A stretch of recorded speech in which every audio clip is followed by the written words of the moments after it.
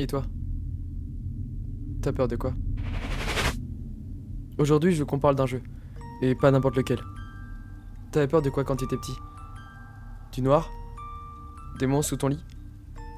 Du grand méchant loup ou simplement d'être abandonné dans le supermarché? On est tous passés par là un jour. Certains plus que d'autres. Certains encore maintenant. Je fais partie de ce genre de personnes. Et j'aimerais te parler de Little Nightmares.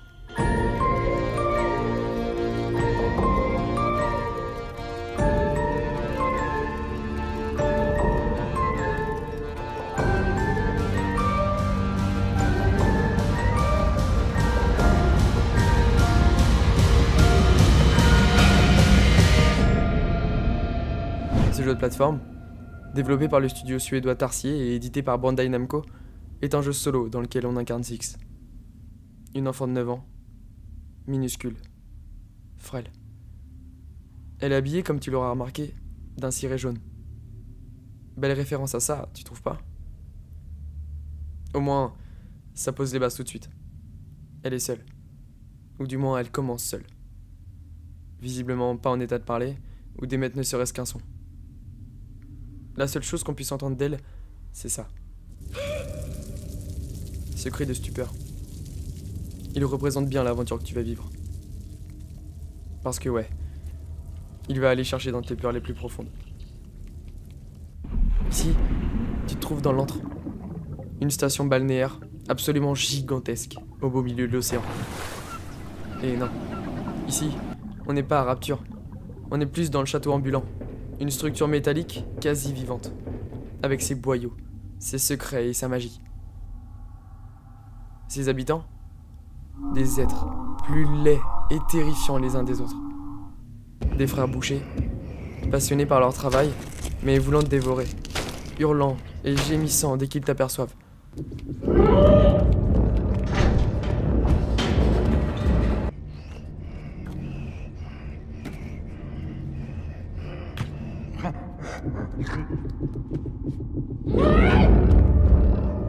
Au concierge aveugle et muet, traînant ses longs bras sur le sol.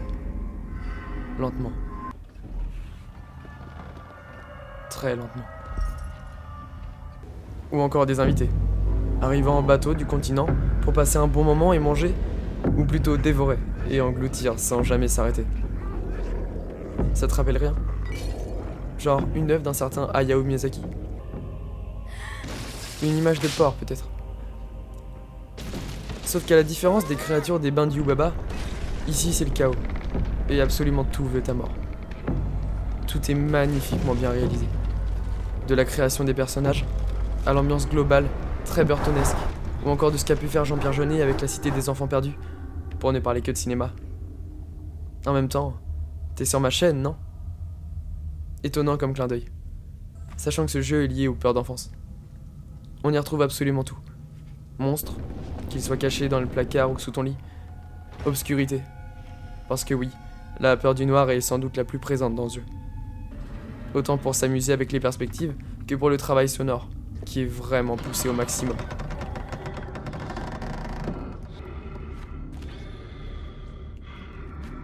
En fait, elle te permet pleinement de ressentir ce que vit Six.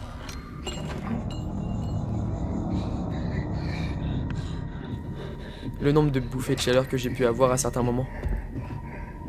Moi, je suis acluophobe. Et si tu sais pas ce que c'est, je vais t'expliquer. La cluophobie ou scotophobie, c'est la peur du noir. Ou du moins des potentiels dangers qui peuvent apparaître dans le noir. Le problème vient du cerveau et du surplus d'imagination qui provoque dans l'obscurité des hallucinations. Une main, un visage, une ombre, à peu près n'importe quoi que tu puisses imaginer. Ça peut aller du simple sursaut au tremblement, aux crises d'angoisse. Selon certains, comme le neurologue Sigmund Freud, ça viendrait de l'anxiété de séparation, d'un problème lié à l'enfance, quelque chose qui n'est pas passé ou qui a pu arriver au cours de ta vie. Tu le sens, le lien avec le jeu? Mais Little Nightmares, c'est pas que ça. C'est aussi un reflet de la société. Et tu vas le découvrir très vite en te baladant dans l'antre. Ça, par exemple, c'est des cages. Remplies d'enfants. On ne sait pas qui ils sont, ni d'où ils viennent. Mais ils sont destinés à une seule chose. Être cuisinés, puis servis, et absorbés par une masse informe qui ne pense qu'à consommer. Le personnel, juste des esclaves, qui travaillent littéralement aveuglément pour les hauts gradés. Et dans le cas contraire, il leur reste un seul échappatoire. Ouais, la mort. Toute cette station est dirigée par une seule personne, appelée la Dame. Cette geisha, à l'allure fine et élancée, n'en cache pas moins qu'un monstre. En effet, elle porte constamment un masque et absolument tous ses miroirs sont brisés. Ses tableaux partiellement cachés. Est-ce pour ne pas assumer ses faits? Pour ne pas voir les horreurs qu'elle commet? Ou simplement pour cacher son apparence? Ce personnage narcissique a une passion. La création de poupées enfantines. D'où viennent-elles? Pourquoi les faire? Beaucoup de théories circulent à ce sujet et je vous laisse vous y intéresser. Mais ce qu'on sait, c'est qu'il y a quelque chose au-dessus. Pour tous nous surveiller.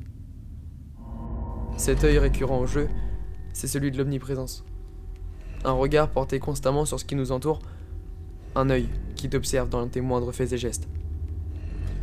Ça peut sans doute te rappeler Inside, où t'incarnais un jeune garçon fuyant une société autoritaire.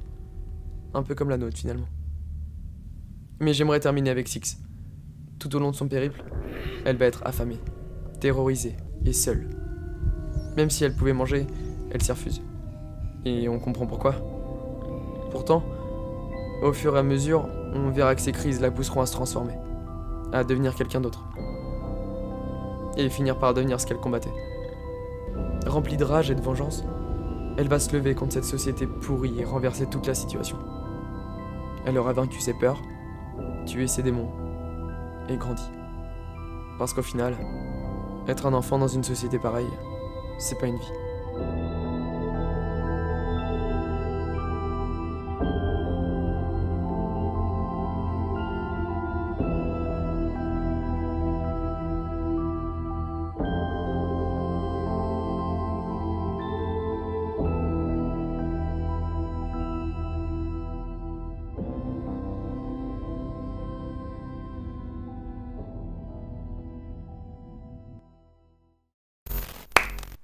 Et c'est un clap. Clap de fin. Merci d'avoir regardé cette vidéo. C'est un format que je voulais faire depuis longtemps. Je savais pas trop comment faire ça, mais j'espère que ça vous aura plu. Dites-moi en commentaire, parce que comme ça me permettra de savoir si je continue ou pas. J'ai pris beaucoup de plaisir à le faire. C'était des sujets qui me tenaient à cœur. Donc voilà. C'est tout ce que j'avais à dire. J'espère que vous avez kiffé. C'est tout. À la prochaine.